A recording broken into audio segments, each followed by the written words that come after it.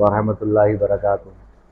मैं सैयद नानियल हसन आज एक नई वीडियो के साथ आपके उसमें हाजिर हुआ हूँ। अच्छा, जो लास्ट मैंने वीडियो बनाई उस लास्ट वीडियो के अंदर जो है मेरी वीडियो के ऊपर बड़े लोगों ने मुझे डीएम किया कि सर सारा काम जो है वो अगर हम पेरेंट्स करेंगे तो स्कूल क्या करेगा। बिल्कुल सारा काम पेरेंट्स नहीं करेंगे। स्कूल जो है आपके बच्चों को पढ़ाता है, टीचर आपके बच्चों को पढ़ाती हैं।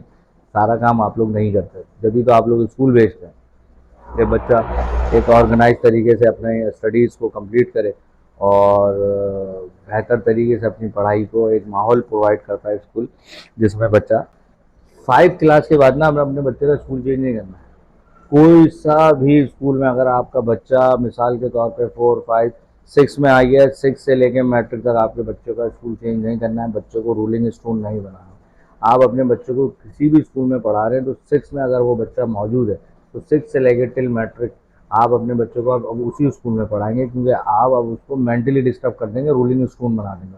वो हर जगह हर स्कूल का अपना एक मैयार होता है, अपनी एक पॉलिसी होती है, वो उसके तहत पढ़ा रहा होता है।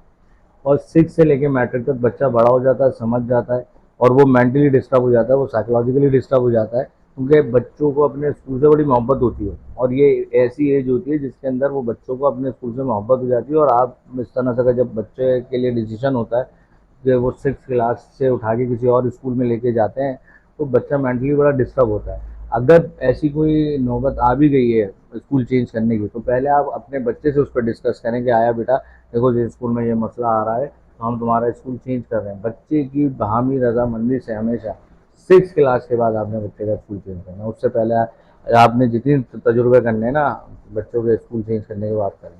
और मेरी उन गार्जियन से स्पेशली ये एक रिक्वेस्ट है कि आप बच्चों पे अपनी चीज़ें मत थोपा करें। अगर आपका बच्चा एक चीज़ नहीं कर पा रहा या नहीं हो रही तो जितनी हो रही है उतनी ही उससे करवा लें।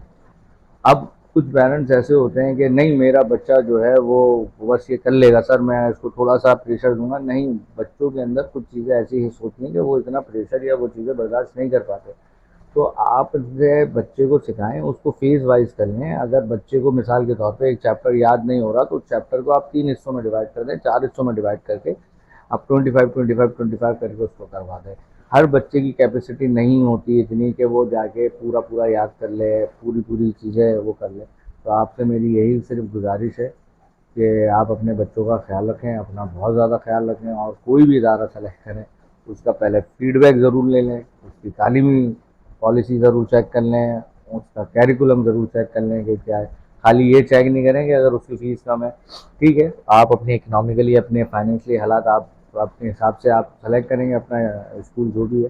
लेकिन आप उससे पहले जो है ये मेन चीज़ें हैं, जो 3 चीज़ें मैंने आपको बताई कि आप सबसे पहले उस स्कूल का फीडबैक ले लें और आपका बच्चा जब स्कूल जा रहा है तो फीडबैक लेने के बाद आपने उसको सेलेक्ट कर लिया और सेलेक्ट करने के बाद फिर स्टे करें, रूलिंग स्कूल ना बनाए, क्योंकि किसी भी इदारे या किसी भी स्कूल के पास कोई जादुई तरीका नहीं होगा आपके बच्चे को वो ना तो वो डॉक्टर अल्लामा इकबाल बना देगा ना डॉक्टर अब्दुल कदीर खान बना देगा। जो बनाएंगे आप लोग खुद बनाएंगे, ठीक है।